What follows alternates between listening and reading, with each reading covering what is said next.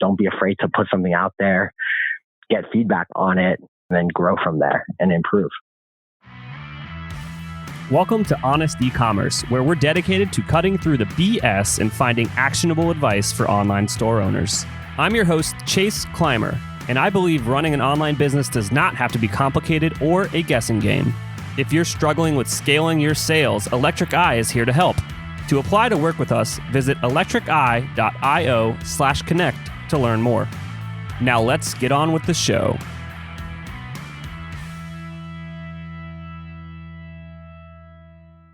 Hey everybody, welcome back to another episode of Honest eCommerce. I am your host, Chase Clymer, and today we have a fantastic guest coming to us. It is Mehdi Farsi. He's the visionary behind State Bicycle Company.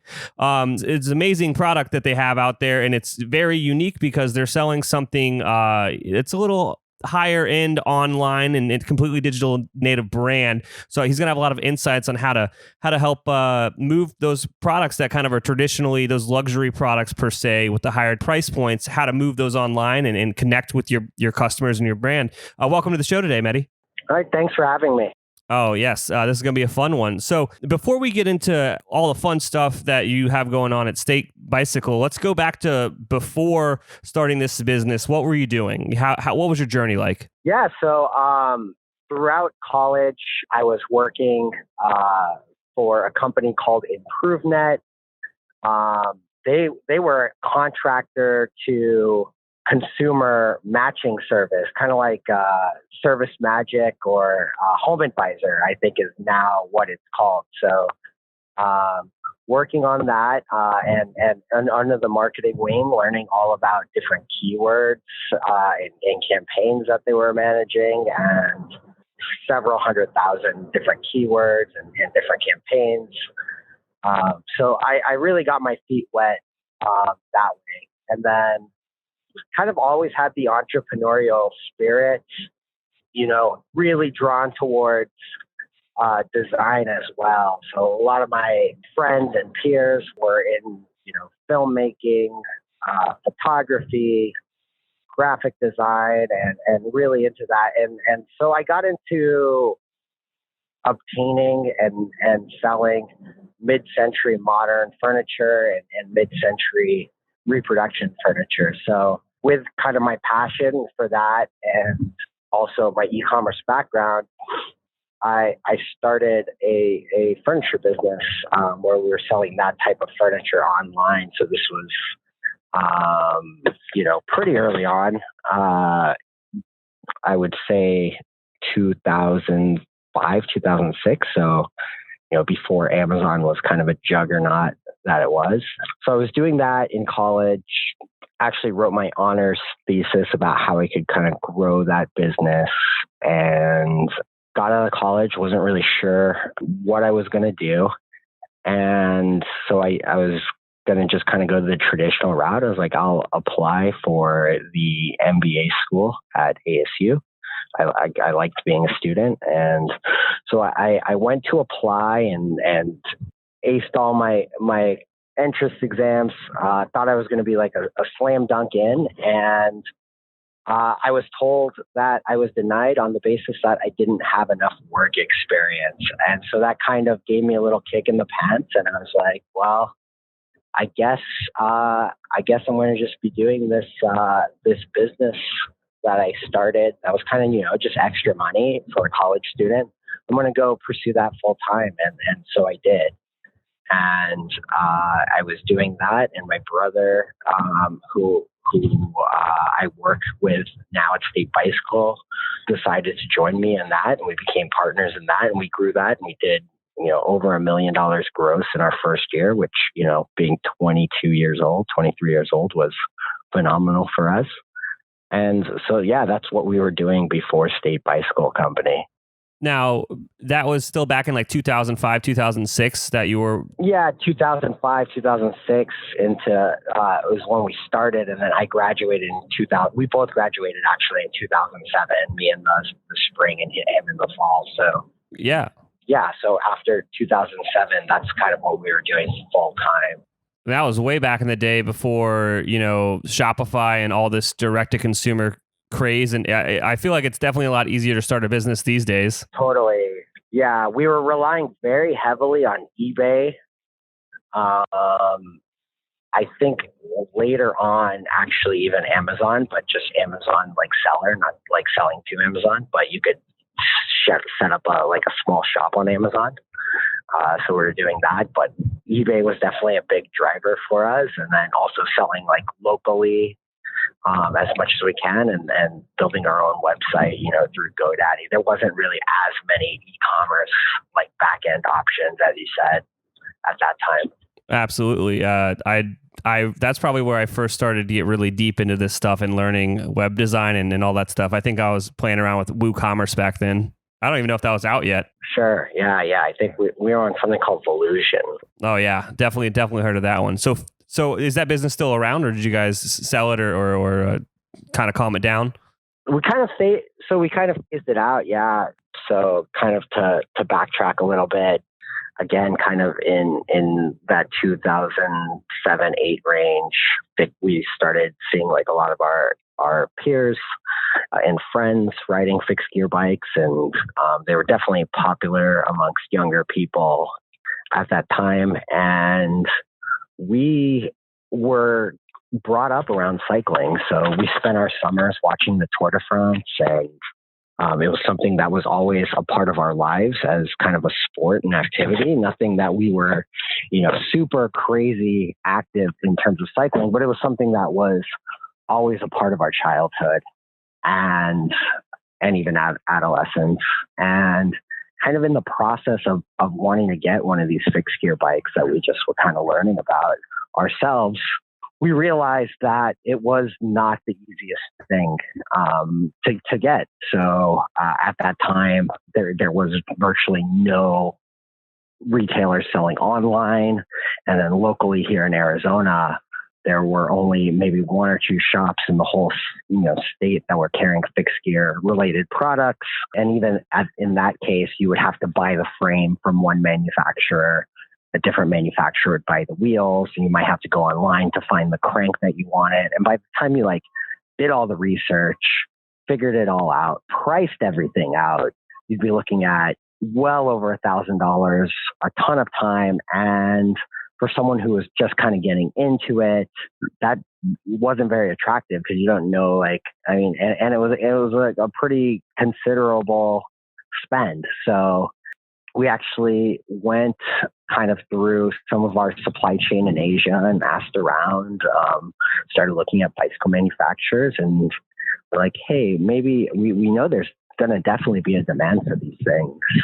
How can we get them made? And again, same thing with kind of in overseas, there weren't a lot of factories making what we were looking for. You could kind of find a factory that might have a bike to sell you, but it wasn't something that you'd want to ride where the quality isn't good. So we spent about a year and a half just going back and forth, sampling and sourcing all the different parts and components and everything, and managed to completely bootstrap the operation, put our funds together, and we ordered 140 bikes, which was the bare minimum we could order, and we got them and kind of took off from there. It's so funny how many successful businesses start from the founder experiencing some problem and having that light bulb moment where it's just like, it shouldn't be this hard. Yeah, definitely. I think also it was something that we were kind of passionate about. And yeah, I mean, it was almost selfish in the sense that, hey, we want to be riding these cool bikes, but we don't want to be spending $1,500 on them. There's got to be a better way to do this. Yeah, plus the countless hours of research and all that. So how long did it take you when you guys realized there's an opportunity here? Could this be a business? How long did it take until you guys had that idea in your mind to where you got a physical bike that you were riding? The first samples didn't take very long, maybe only a couple of months, but those were, again, things that we weren't really fond of. Because the first supplier we had said, oh yeah, you can do it. So we got a bike. I think I rode it a couple of times. It sat in our warehouse, our furniture warehouse, and for a couple of months. And then I think I sold it on eBay for like $100 because I was like, this thing is kind of a piece of junk. And then it was actually my brother who kind of prompted it. I mean, it had to have been several months later after we sold that bike, and said, hey, what happened to that bike? Like, I think there's like an opportunity. I'm seeing these bikes more and more everywhere. They're really cool. I think we should, maybe try to sell these things kind of as a side business. So, we both discussed it and decided that, if we were going to do this, got to do it right. And that's when kind of that research process happened. And I would say that took maybe 12 to 18 months. And then we started a separate company, because we did bring in a third partner who was actually working for us at the furniture business. So we all put in a little bit of cash to completely separately fund the bike venture. And so that was November 2009. So we're coming right up on our 10-year anniversary.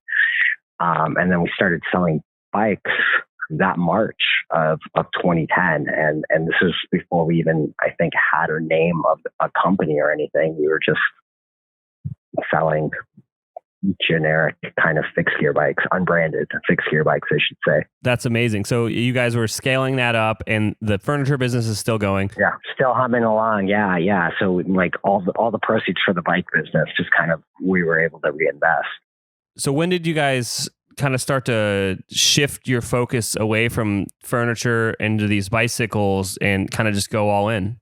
I would say we were simultaneously doing both for a year to a year and a half. And then after about 18 months, it became apparent that what we were doing in terms of creating a brand, it had so much more potential on the state bicycle side of things. So after about 18 months, I think we decided to kind of just phase out the other business. So, I would say in total, we were probably running about both businesses for about 2 years from like start to finish. And then it was off and running full time with State Bicycle Company. Awesome. So in that first couple, like once you guys started to shift your focus, where were you guys finding your biggest wins? Like you had established your product market fit. You guys had made an awesome product. You guys were getting those initial sales. You realized like, hey, we got something here. Where were you starting to invest your time to kind of move the needle in your business to, increase what was important to you, which, for most people it's sales, but there are other things that are important. So where were you guys spending your time? Sure. So a lot of it was just boots on the ground, like grassroots stuff. So we were able to, our warehouse was very close to Arizona State University campus, big student base, a lot of people commuting by bike, et cetera. So, before we had a website and a name, we were just hustling, selling bikes on like Craigslist and eBay. But where we started to build that brand and community was through doing different events. And this is also at the time when Facebook is like starting to just really take off astronomically, and you can reach an audience with actually like no money. There wasn't even like ads, I think, at that time, and everything was like chronological. So started building that way, but a lot of it was like local community building on Facebook. So doing weekly night rides at 8 p.m. on Wednesdays and getting people to come out. And I think there was just a lot of excitement around the brand because we were just doing fun and exciting things that we found interesting, and people wanted to be a part of that. Oh, that's awesome. I think the community aspect comes up a lot when people are talking about how they really got the first initial kind of jump forward with their business. Yeah, absolutely. I think without the Arizona community here and, us being out and really trying to facilitate and foster and grow the bicycle scene here, we wouldn't have happened. So I think we contributed a lot, but also the riders around here contributed a lot for us. Let's be honest today. all of your customers are going to have questions. And what are you doing to manage all those questions? Do you have a help desk for your business? One of our sponsors of today's episode is Gorgias, and Gorgias is the #1 rated help desk for e-commerce. It integrates seamlessly with Shopify. We have installed it on a bunch of stores. It's also used by brands like Movement and Rothy's. And what it does is it takes all of your customer insights and information, brings it into one amazing dashboard so you can solve their problem as quickly as possible.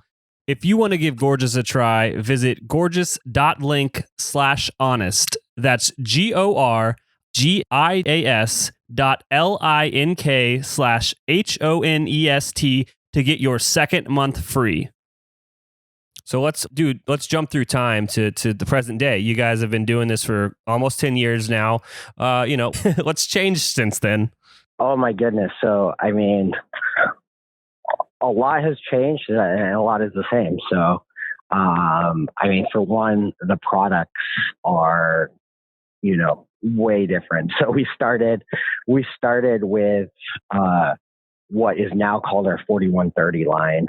At that time, it was just our fixed gear bikes, and we had 7 colorways, but it was the same bike, just 7 different colors. Is what we started with, 3 sizes, and now, I mean, just in that line alone, we probably have a dozen different colorways that are constantly being retired and new ones coming out, 7 different sizes, different handlebars, different wheels. And that's just that line of bikes.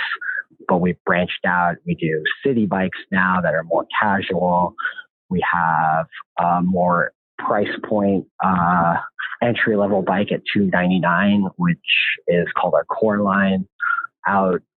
And then now we have bikes that we're getting into geared bikes, we're getting into off-road bikes. And then that's not even to mention all the parts and accessories that we do. So we do a ton of apparel. We do anything from handlebars and saddles all the way to lights for your bikes, backpacks. So we've kind of built an entire ecosystem around the bike, just because the bike really isn't the only thing you need. Like, there's all kinds of gear and stuff, and that's something that we will either do in-house or we'll bring on third-party brands that we personally love and we personally use and curate that experience for our riders, because so many of our customers, so many of our riders are kind of first-time riders like we were back in 2008, 2009. So with selling a bike, that's something that, traditionally people would want to, hop on it at the store and give it a test ride. How have you overcome kind of the difficulty of selling something that, originally was kind of definitely a more like people's hands-on buying experience? So how do you translate that online? What's that process like? Totally. So I think to zoom out and look at kind of the bicycle industry, most people, let's take out online sales. Most people traditionally would get their bike in one of 2 ways. They would go to a local bike shop, which now we work with actually over 300 bike shops worldwide, local bike shops. So this is your mom and pop bike shop that's on the corner or nearby college campus. So they go into one of these kind of boutique experiences. There's a lot of those shops, but that is actually a fairly small percentage of the market. The big market is big box retailers. So you go into your Walmart or Target or Dick's Sporting Goods, and they're doing the bulk of the bike sales. Even if you exclude kids' bikes, they're doing the bike unit by unit. They're doing the bulk of the sales in this country. And when you go into those stores, I can't say that the experience is any better. In fact, I know that it's worse than the experience you're going to get online, because those the bikes for those stores is just one tiny SKU in tens or hundreds of thousands of SKUs that they're selling in that store. So there's very seldom, if ever, an expert that can talk to you about the advantages or disadvantages of a bike. Oftentimes they're assembled incorrectly. They don't really have the size selection. It's kind of like you go in, you you look and you see a bike with adjustable seat post, and it's supposed to be one size fits all, but that's not normally the case.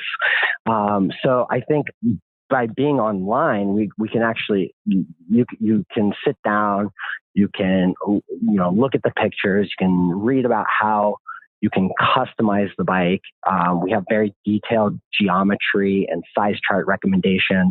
One thing that we've had almost the entire duration of our company is like a wonderful live chat that our customers often engage with, and then they can also ask questions on social media and so forth. So I think there's multiple interactions that we can have with a customer and take care of that customer and address all of their questions and concerns a lot more than you would get in kind of a big box store. And then, like I said, the other side of the coin is the local bike shop.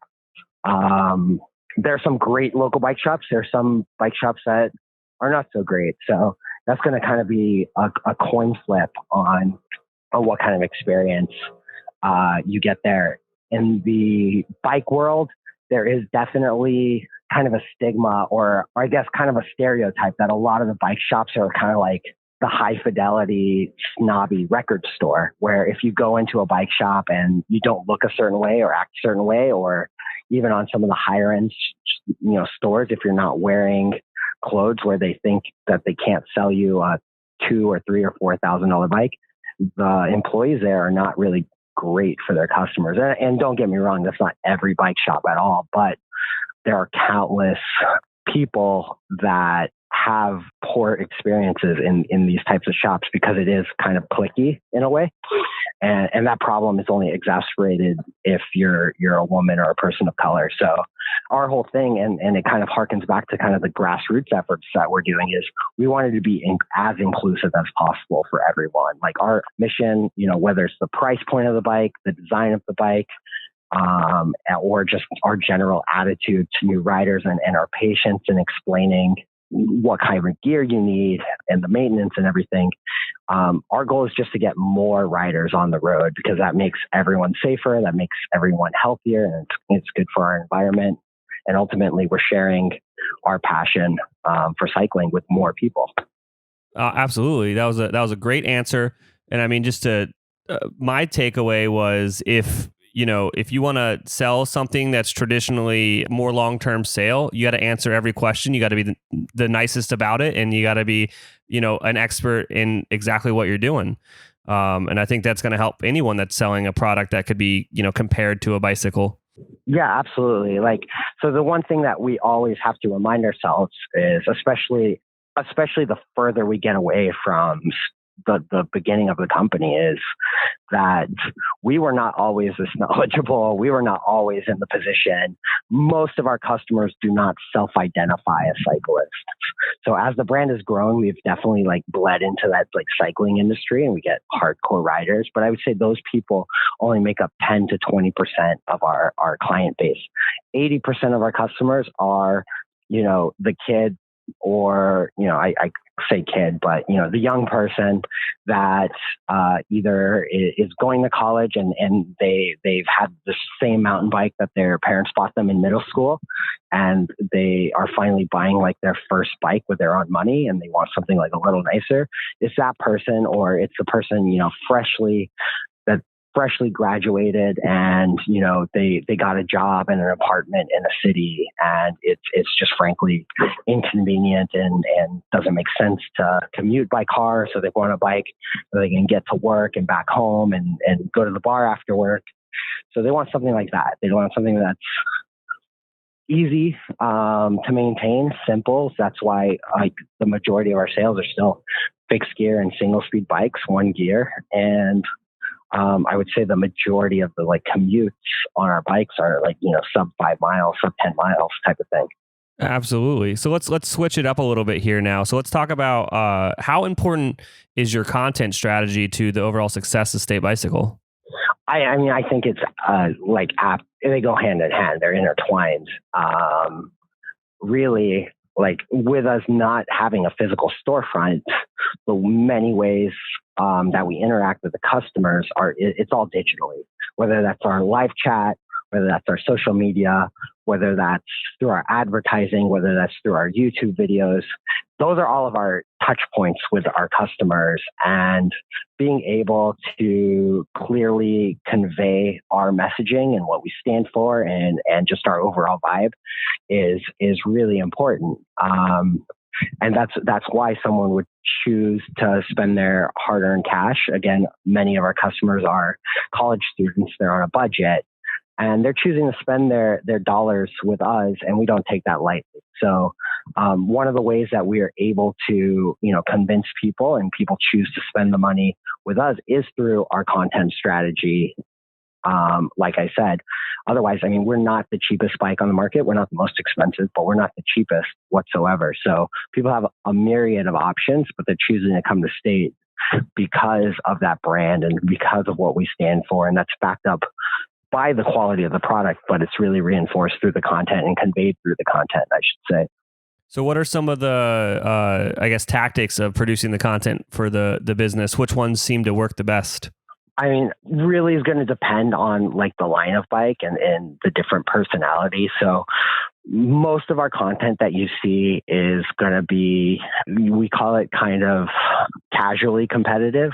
So we always want to have that underlying tone that like our bikes can perform, or you can race on our bikes, or you can crush the streets on our bikes if you wanted to. But for the most part, it's laid back, it's fun, it's free spirited.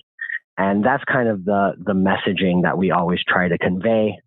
Another thing that kind of just harkens back to my love of photography and design, we just want to keep everything simple and clean.